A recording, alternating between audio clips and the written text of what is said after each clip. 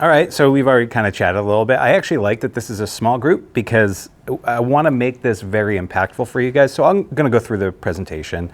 This is based off of questions that we have garnered from the community. But if you have questions, like I really want to make sure that if you have challenges, we answer that as much as we can for you. Out of curiosity, who is interested in the photo video side of stuff for like grants? Grants? Yeah, that's one of the things. Use it for grants. Or It helps legal. a lot. Or social media. No, what's everybody interested in this topic for? Site visits. Site visits? Yeah, and then so what do you do with the photos with the site visits afterwards? Well, the chairman takes them, to be honest, and I would like to learn how to do that. How to take the photos? Yeah, and then I think he just uses that as part of his documentation. We usually go out before we have a meeting. Right. Okay, a public meeting? Right. Or, yeah, okay.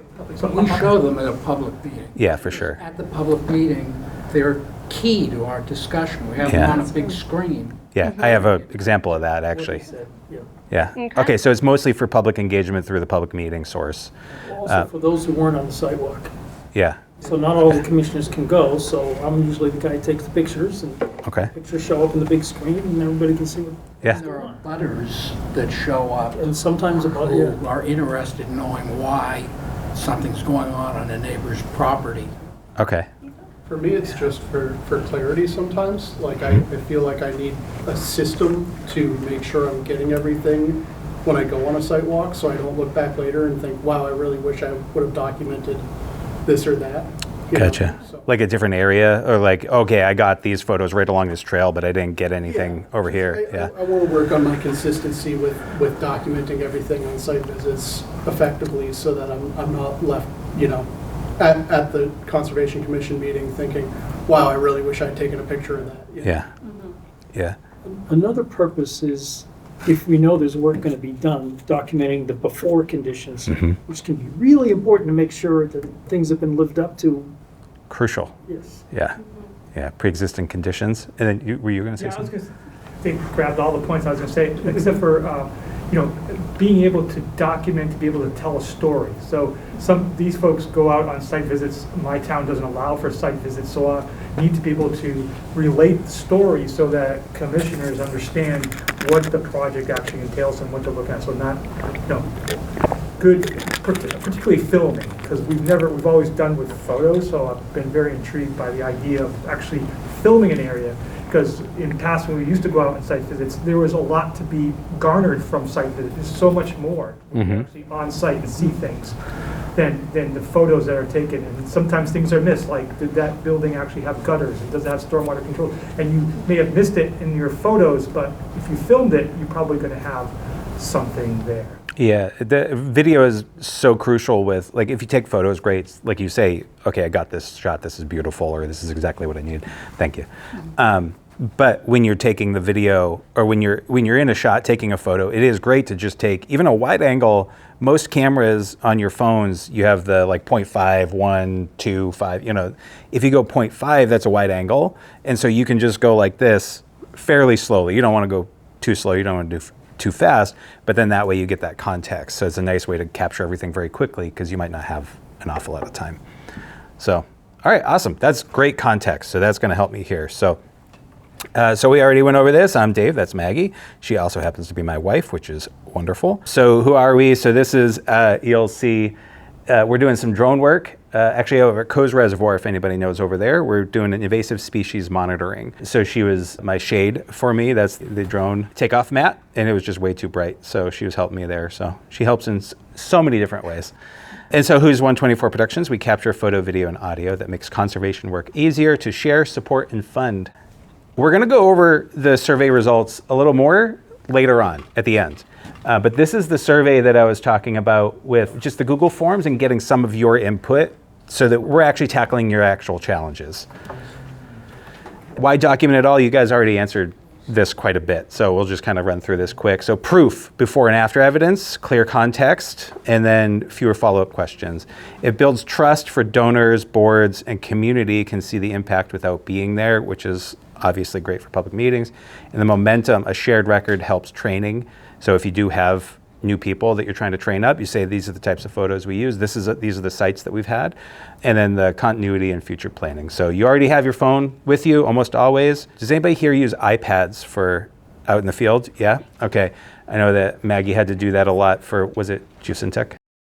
Geosyntec and also over in Public Works, Orange County, California. Oh, okay. Yeah, so she did a lot of that kind of stuff and taking your notes and stuff. So you can do it with your iPad too. So that your media can be your field notes. Good enough is better than perfect. Perfect doesn't exist. Don't worry about the perfect shot. Just try to get a little more in your shot, and then you can always crop it in later if you're, you want some context to where you're at, which we're going to talk about this. I'm going to show actual examples to make it a little clearer and it's not just text on a screen. So we're all busy.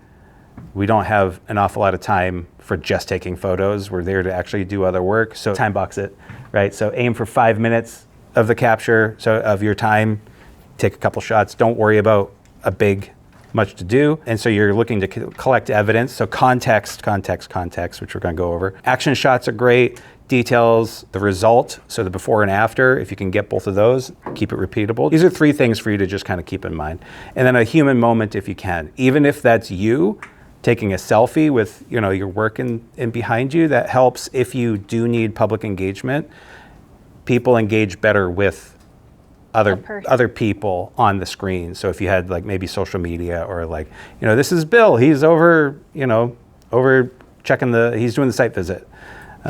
He's over by the mud flat. Field proof checklist. So if you can only get 5 shots, there's 2 that are primary, but these are the 5 types of shots that you kind of want to keep in mind. Wide angle, which is where are we and what are we looking at? This is what establishes the area. This is called your establishing shot. So you have your wide shots, your medium shots, your close shots, the people moments, and then the results. The medium is just a little bit closer in. You don't need all the context.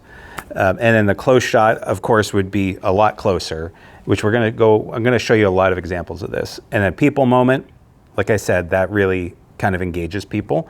And then the result, so the post-construction or the post-work. So this is a quick example of it. These are not our photos, but these are work that other people have done. So you can see the wide shot is an establishing, where are we? We're at a boardwalk, maybe it's purple loosestrife, and then you have the medium shot showing what it is that we're actually trying to tackle. So we're going to say that's an invasive species that we're going to have to take out. There's a close shot because for the public engagement, you want to show them what something is, what's the invasive species, and like this is actually what it is. So if you're out and you want to report back to us, this is exactly what you're looking at. And so a people moment, because again, people engage better with that, and it shows your faces. It doesn't have to be you, but it's just something so that people can connect with the work. And then the result, so you can see that boardwalk there. It's the same shot. You don't have to worry about getting it exact. You don't need a tripod, you don't need GPS location. Just try to get roughly so that people can see the before and after really nicely. When you talk about a wide shot, you're more talking about like long distance, like you're not talking about using some like panorama or anything like that. No. So you can, special. Yeah, just you're standing here, so if you have the option on your camera to do 0.5, great, that's a wide angle. It has so much more in the scene than if you were to like zoom in, but on your phones, you can zoom in, you can do like 5 or 8 or whatever. But you're just trying to show, where are we?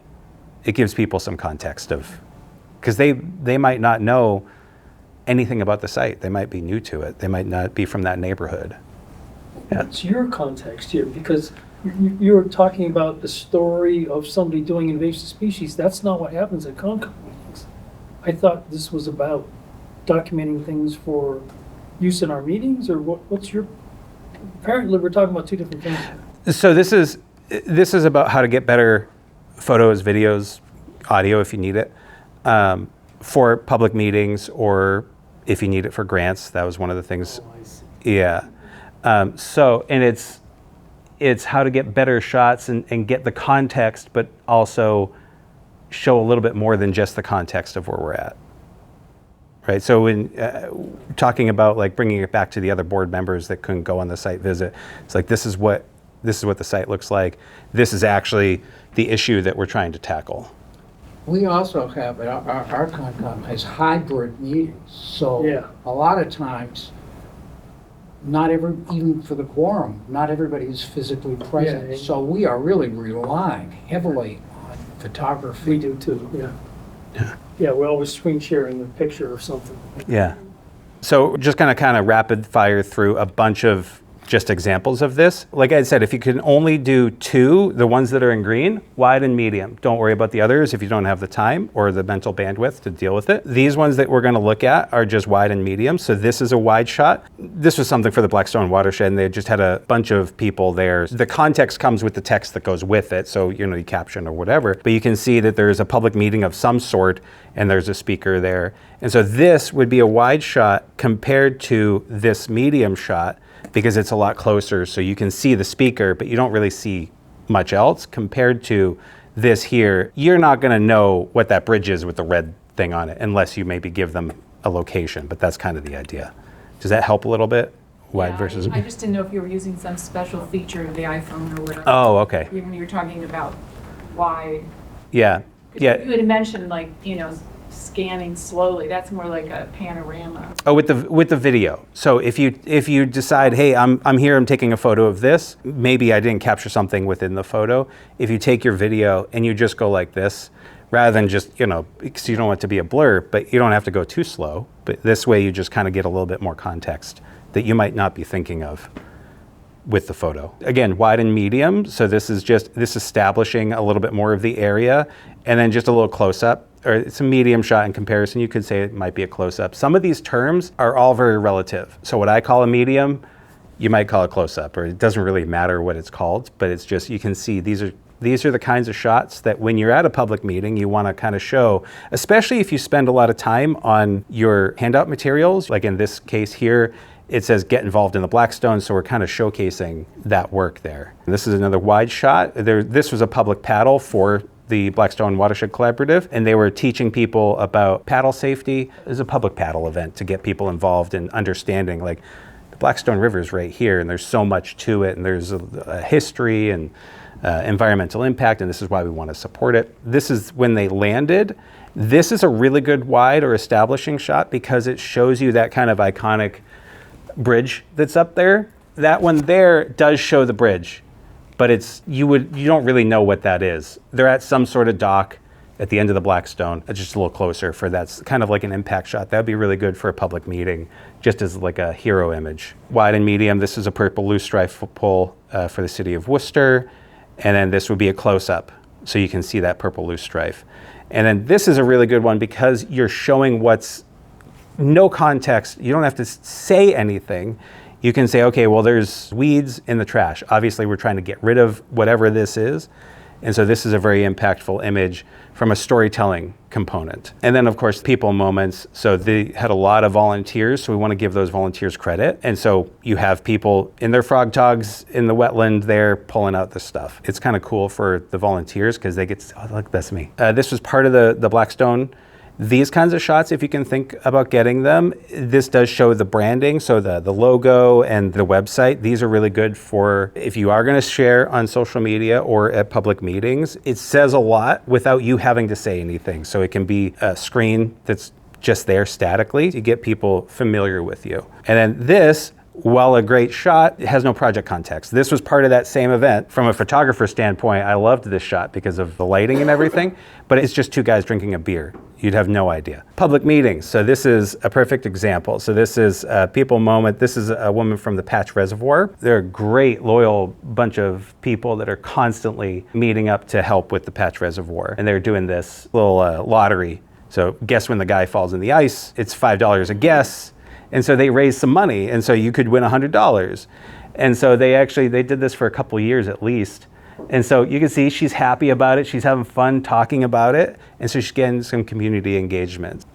This is part of the same event, State of Lakes and Ponds. If you can take a shot like this, it's very impactful because it shows you a lot in just one photo. So this was focused on the words State of the Lakes in 2024. So that's really good for if you have to show what the context is. You have some people over there that happens to be the mayor of Worcester with Katie from the city of Worcester from the State of Lakes and Ponds, and then a whole bunch of people that were there. This is aesthetically a good shot, but it's a very good storytelling element. And we're almost done with these, and we're going to get into some of the other stuff. So again, another people moment. This is not a phone, but in this particular case, we couldn't get a good after before we set this up. But you can see this is from that same purple loosestrife fold. You can see this after shot of it's all green. There's no purple in there, and it was a bunch of purple. Unfortunately, with the drone, I wasn't able to get a drone shot before because of airspace regulations. This is kind of where we get into the more organizational side of things. A simple workflow is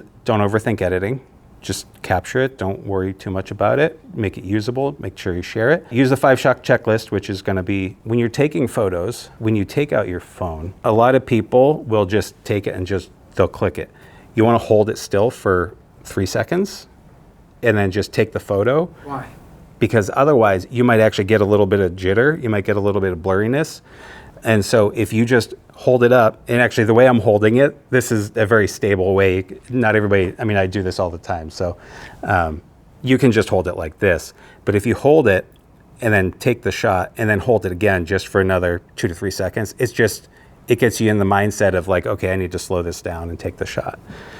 And then if you are gonna record video, record a minimum of 15 seconds. Even if it's like, okay, I'm gonna record this and there we go, I'm done. You want to have that extra buffer because it's just a lot better if you do want to turn that into something to share on social media or to share as a bigger video. Having a 3-second clip doesn't really help an awful lot with flexibility, especially because you might be, as you're coming up, you're hitting record, and I see it all the time where it's not as usable as it would be if it was 15 seconds. Because you can always trim it afterwards very easily, even on your phone. So labeling, this is where we're gonna get into talking about a file convention so that you can easily pull up this information later on. So it might be years later. If you have one folder per project, a date and location, and then a 1-sentence note, if you were to add context, you can pull up like a text file and then just put in some information in that folder.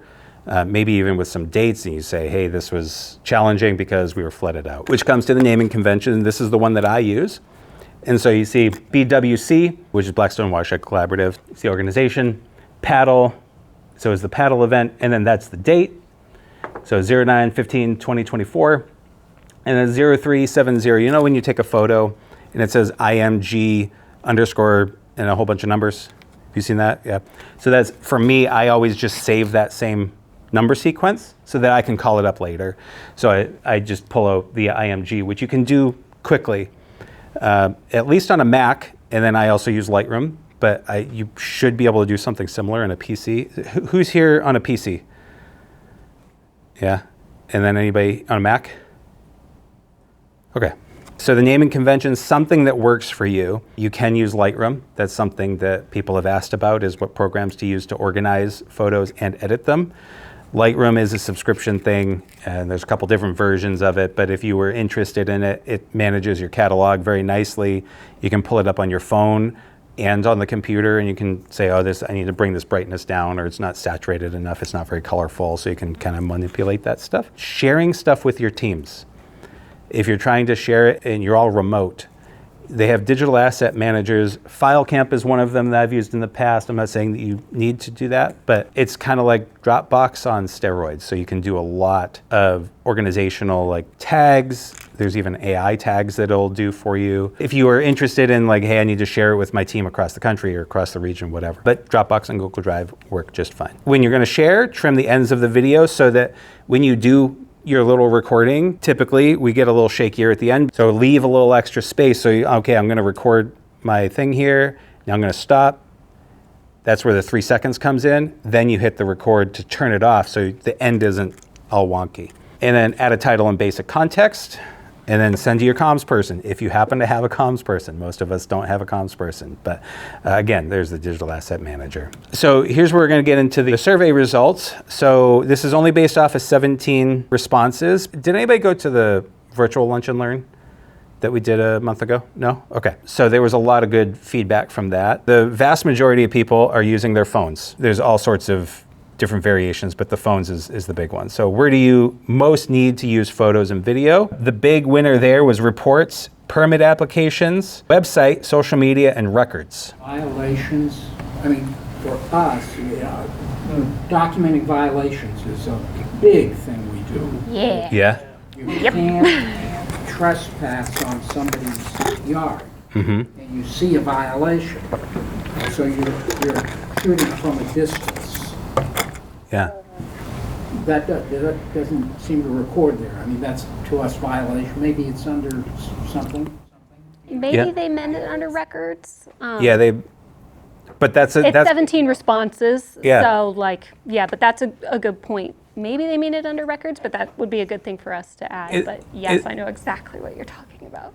yeah. Yeah. So if you guys want to take this, there's a link on here. I'd love for you guys to give us your, because that's the kind of stuff where it's like, okay, I didn't know that. I didn't know about the violation side of things. That's where 300mm lens comes in really handy.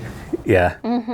Yeah, if you guys have those, yeah. Okay, and so what's the biggest hurdle for you right now? There's quite a bit of hurdles. We're going to answer some of those and give you some walkthroughs that are pretty helpful. So not enough time, of course. That's where that 5 minutes comes in. Don't worry about a whole big thing. Or even if you're walking down the trail, getting to your site, just whip out your phone and just take a photo. Like just to try to get what you can, because you're too busy doing the other work. So we understand that. And then not sure how to organize or share files. So we're gonna go over that again. Getting permission, privacy concerns. Photos or videos come out shaky, too dark or too bright, and then not sure what to take pictures of or videos of. Do you know, like, when you go out on a site visit, you're talking about getting permission, right? So you would just ask the person who owns the land. You have to ask them, right? You can't just start taking pictures.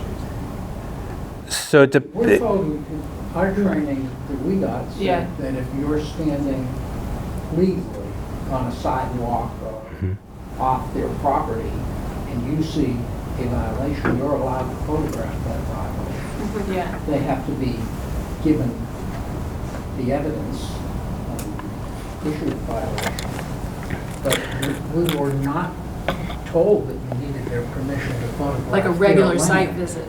Yeah. Yeah, did anybody get that? So in our town, we actually have anytime somebody files, you have to fill out a form. Part of that is being able to go onto the property. The second part of it is there's photographs.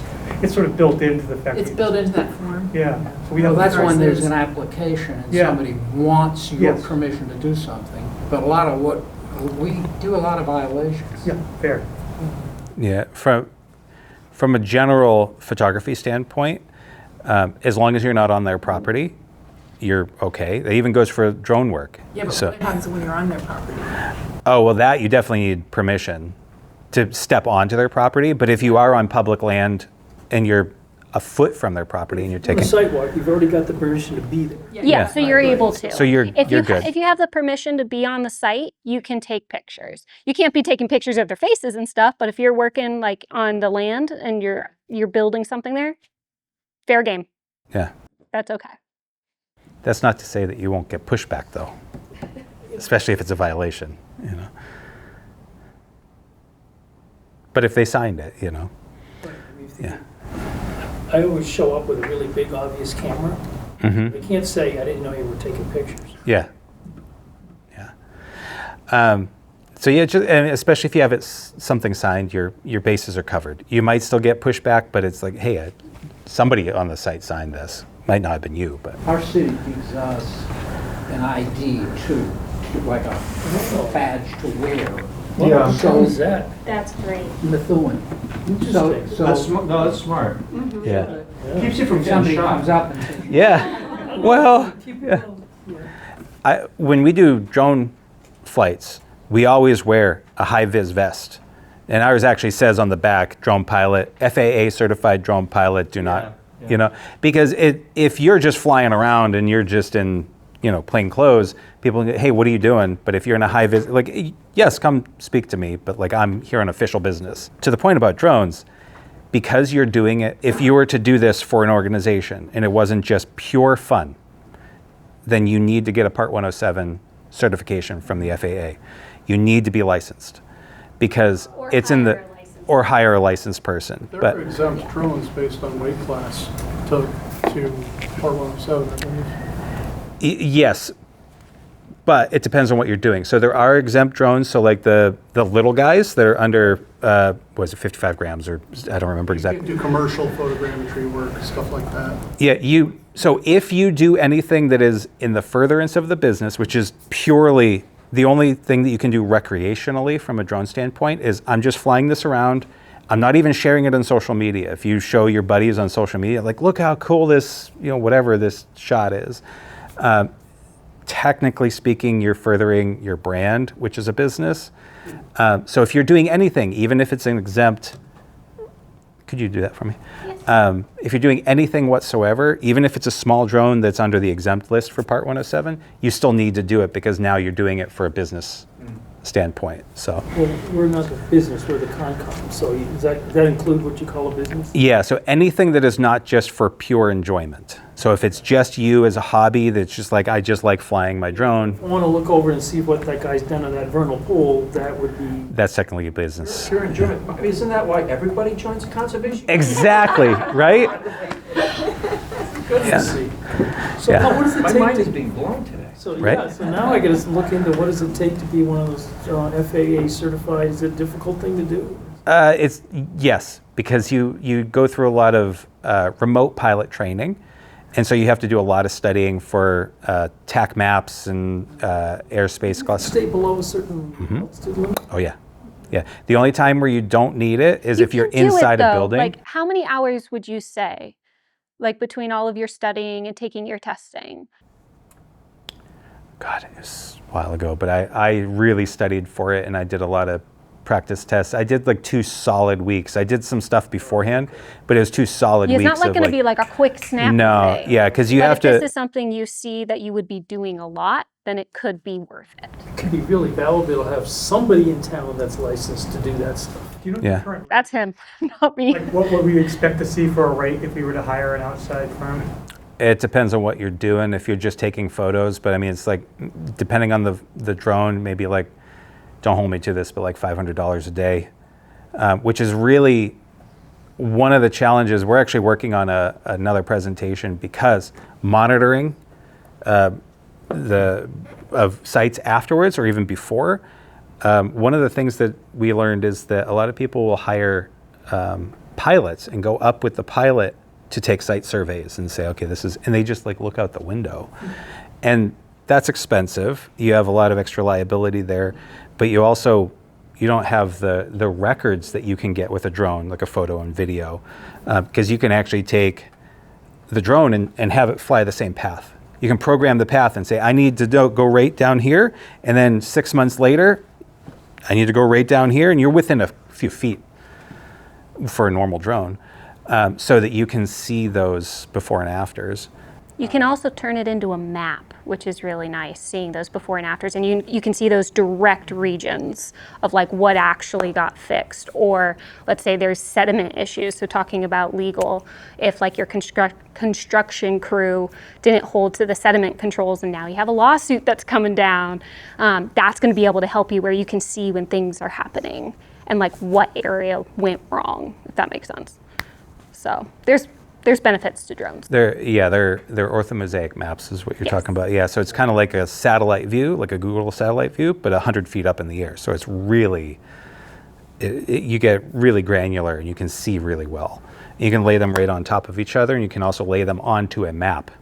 So you might be able to do it with ArcGIS, I'm not sure. But You can. They Yeah. have a program called a drone to map. okay. Yeah. I've used it with Google Earth, but I haven't used it with ArcGIS. My son's a licensed drone pilot, and that's what he uses. Nice. Nice. Which quick how-to video or how-to would help you most right now? So this is one of those things we're trying to do a little bit more social media content, a little more videos to help people, just answer some questions. So taking clearer pictures outdoors, getting steadier video clips, getting clearer sound for short interviews, making photos, videos fit nicely into a report or a slide, and a simple way to name and save files so we can find them later. That one and the taking clearer pictures outdoors are the 2 big winners, and then making photo video fit nicely into a report or a slide. These are actual questions that came up for the surveys. Running an event and being the one to take photos and videos too. So anybody here have just like, they're running a public meeting and you're just the only person No? Okay. Well, I'll run through it real quick. So something you can do for public meeting side of things is crowdsource. So you can ask people, hey, I'm here by myself. We're doing this. If you take any photos, please send them to me. If there's like a good photo, because that helps our messaging and what we can get done. So you can also self-record and photograph 5 minutes before and after if possible. I actually just did this to showcase this. As I was setting up the cameras, I was there recording myself. It's easy if you think about it. You just put the phone down. We actually have a couple things I'll show you here, but you just put your phone down, put it in selfie mode, and then just keep working and say, hey guys, I'm over here and I'm setting up for the public meeting, whatever. It doesn't have to be overly daunting. You have GoPro, which you can do. You can set it up like this guy here. It's pointed at me, so it's not recording anybody, don't worry. But you have these little arms that you can get. I got that on Amazon for maybe $20. You can articulate it in all sorts of different ways. That you could probably use outside too for a pretty decent amount of time because it's all metal. So if you needed to set up a GoPro for your site for whatever reason. And then they have these Omotan, sorry, I always say. That's a typo. Yeah. So if you're interested in that, it's Omotan. Yeah, so these things were, what was this, like $30, $20? Yeah, like $30. This is actually really great for when you're on site visits too, not just if you're in a public meeting, but it's collapsible and you can put it right onto your backpack or onto your pants if you want. But there's different ways that you can use it. So this one is the magnetic one for most magnetic-based phones, but you're able, like if you want to go along the ground and you want to get a storytelling shot, if you are outside of your car, like let's say you just got out and you need to talk to the camera, you don't have to hold it like this and kind of feel awkward. You can just set it, literally it will magnetize straight to your car and you can just talk comfortably, and then you can use it just as a straight stand. He has it clipped onto the table, but it also has little legs. So that thing's super versatile and it's like $25, $30 and it's amazing. I cannot stress enough. We don't sell these. We're not sponsored, nothing like that. Yeah. We're just like, these are useful So tools. useful. You guys can come up and play with it too, like when we're done, no problem. See if you like it, but it's very, very valuable. So someone else said that they need photos that document current conditions and can be used in court in the next 20 years. This is a big one. Pre-existing conditions are key. A drone shot would be tremendous, unless you have like a lot of canopy and you can't see the ground.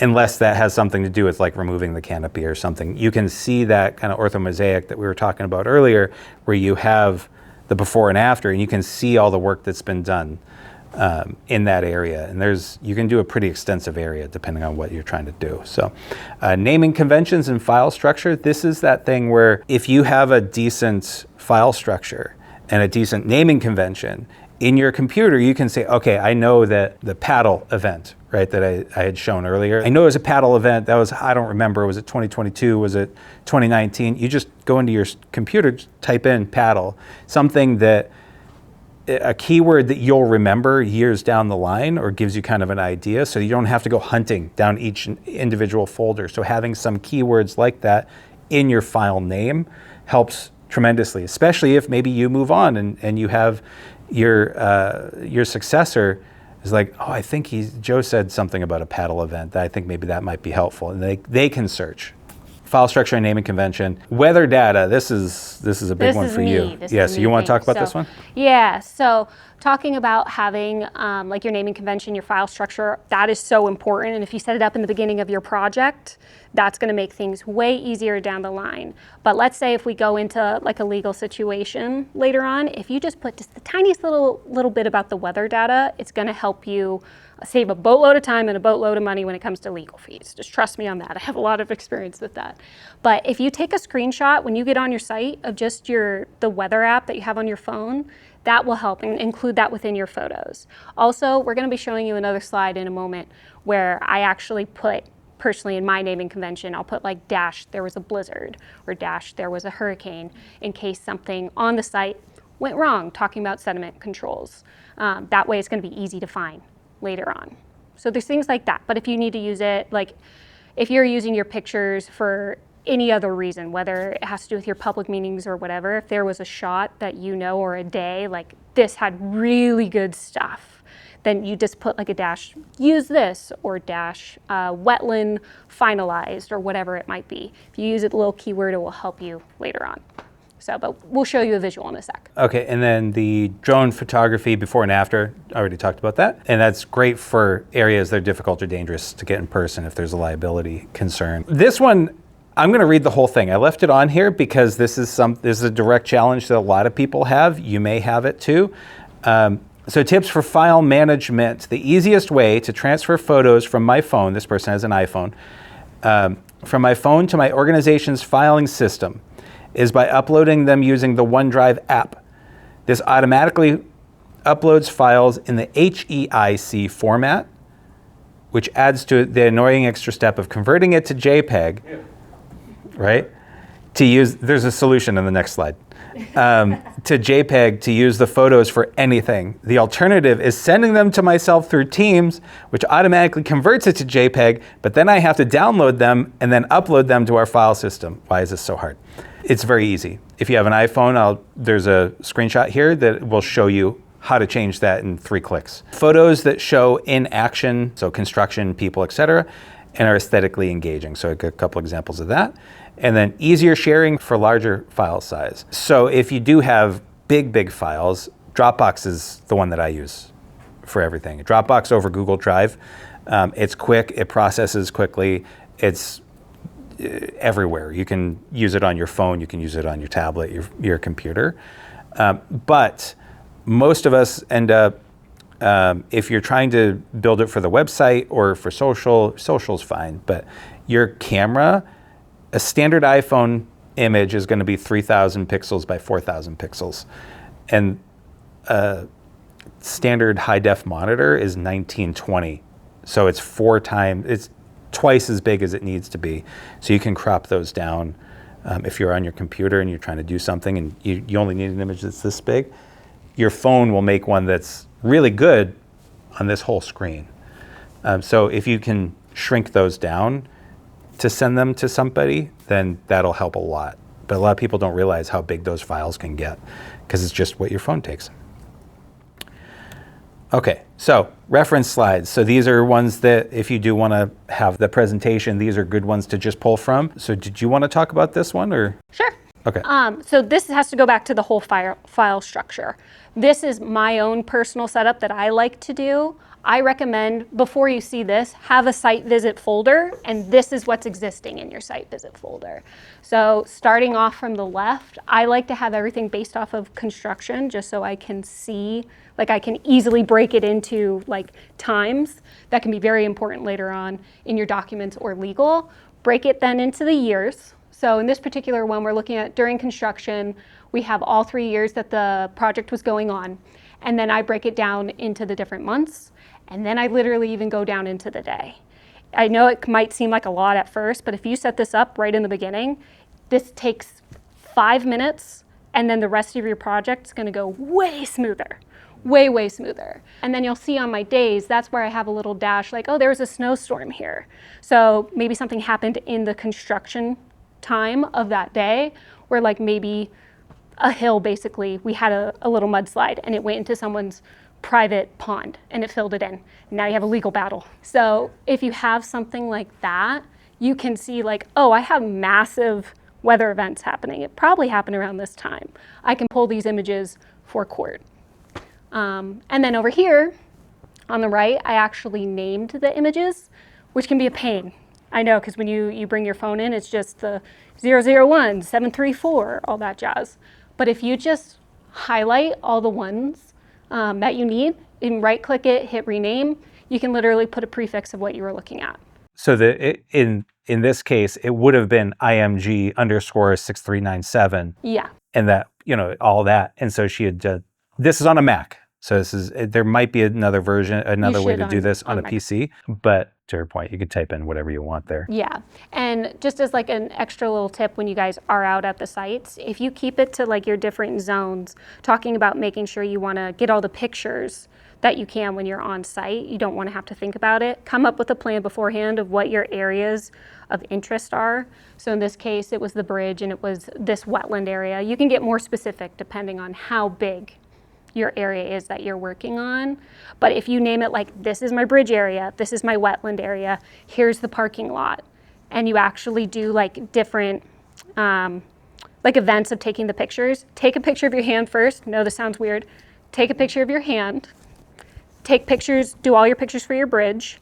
Take a picture of your hand again. Do all the pictures of your wetland. It's going to make it way easier so you can then just see your hands and be like, oh, this is my bridge. So you can rename it as bridge. Yeah, and it's delineating, okay, I've moved on from this site over to someplace else.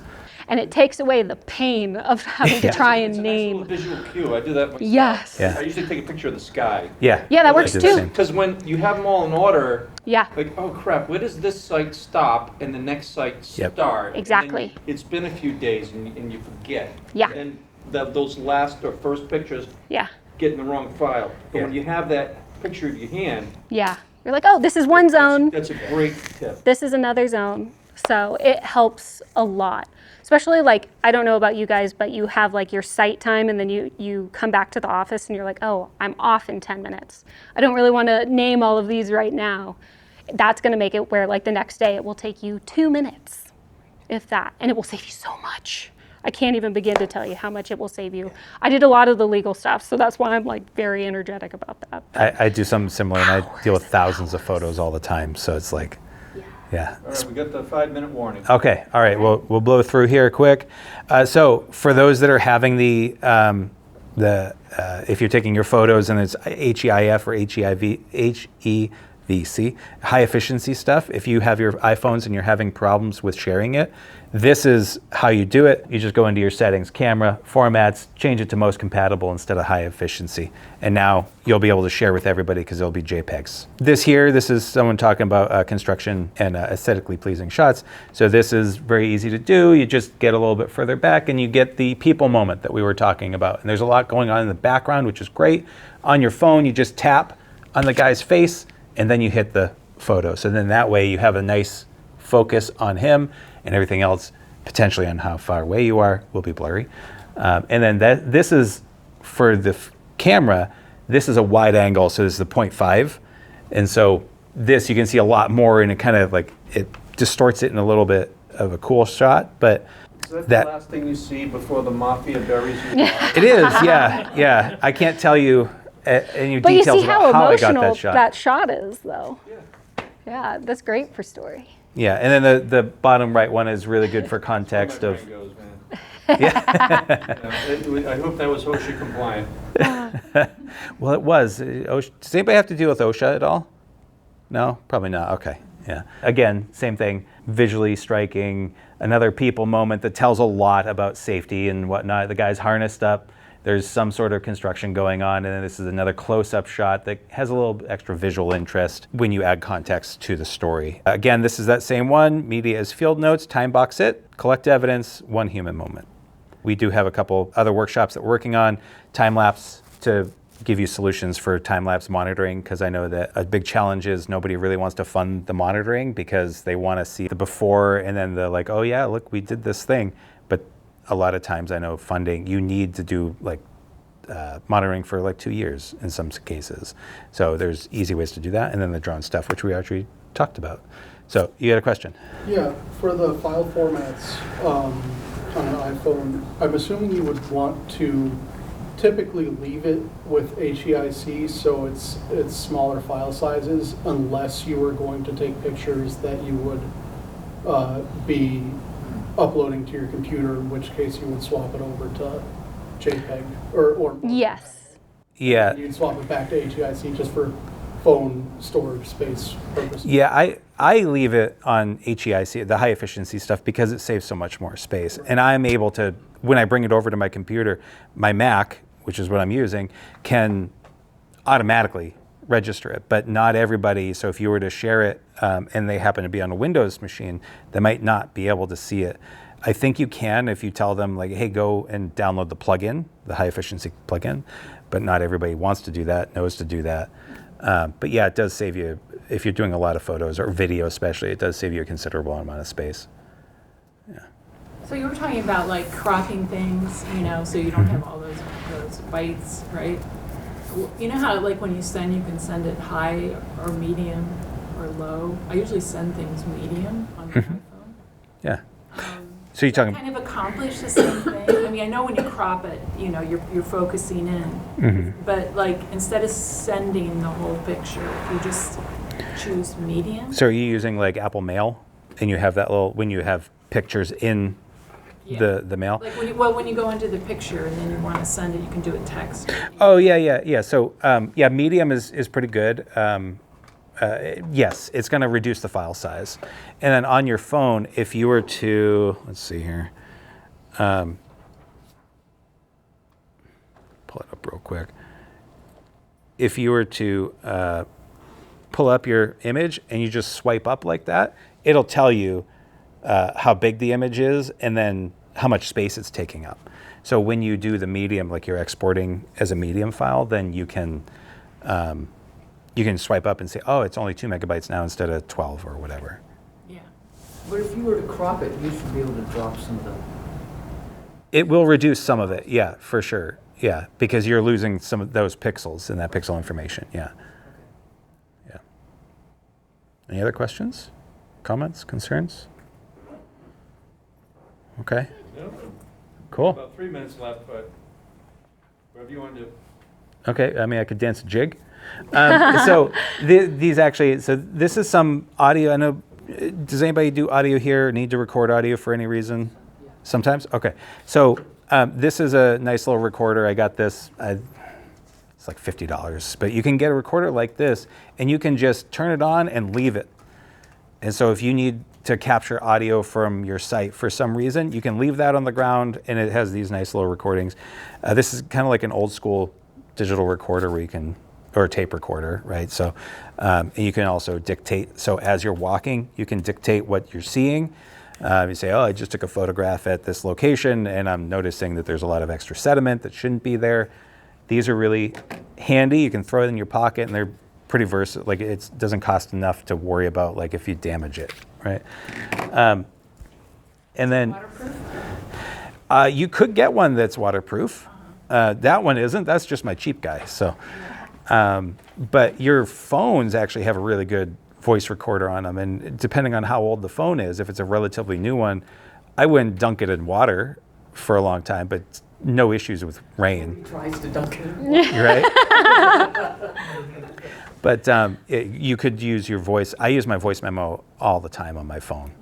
And you can actually program, this one has an action button, so if I hold this down, I'm gonna start recording. And right now I'm recording, so it's nice and quick and easy, so I don't have to do anything else.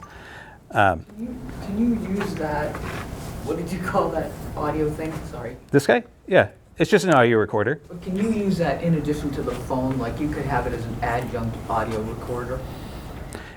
To record to the phone or just as like a secondary device? Secondary device. Yeah, secondary device, sure. Yeah, this will record right into this. This is a full standalone device.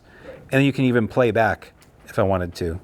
It has a little speaker. It's not going to sound great, but you can see, oh yeah, I did say that. You can't transfer Oh, you can. So in this, you'd have to put it into your computer. So this actually has an SD card that you can just, Whereas with your phone, you could airdrop it, email it, whatever. Yeah, yeah. So one last question. Yeah. My question is there a way, what's the best way to capture text from either video or I know audio you can do that, but can you do it from video? Text, as capture in like text. So captions? capture it in a text format, like any conversations that are being going on. Oh, to like transcribe what's happening in the video? Okay, so there's a number of different programs you could use. There are online ones that I use. I think Otter AI is a good one because you can upload, the video might be a lot of information, but you can just upload that right to it and it'll give you a good rundown of the timestamps. It'll give you a transcript. It'll give you an SRT, which is your captions. And so that way, I do it all the time because then I can search back and it'll identify, it's pretty good with identifying, oh, there's 2 speakers in this. And then you can label speaker 1 is Steve and then speaker 2 is Beth. And then that'll show up in your, Narration. yeah. I would be careful with Otter AI. It is really good for that purpose, but I know a lot of companies and organizations have banned its use because Really? it's got some privacy issues on Zoom calls and stuff like that. Ah. It's kind of backdooring into Zoom calls and Okay. yeah. So it's very good at what it does, but it's almost too good. Okay. Okay. Yeah. Yeah. All right, well, it's time. First, let's thank Dave and Maggie. Well done. Thank you. Thank Thanks. you. Very much. And remember that you're going to be getting contact probably by email for two things. First is for the evaluation, so please fill out the evaluation. We appreciate it. It helps us get better for next year. And also, I already said it earlier, but you will be getting a link to all of the digital materials that are available, not just for the workshops you're going to, but for every workshop. And now, it's lunchtime. Have you all been to lunch here before? Do you know where you're going?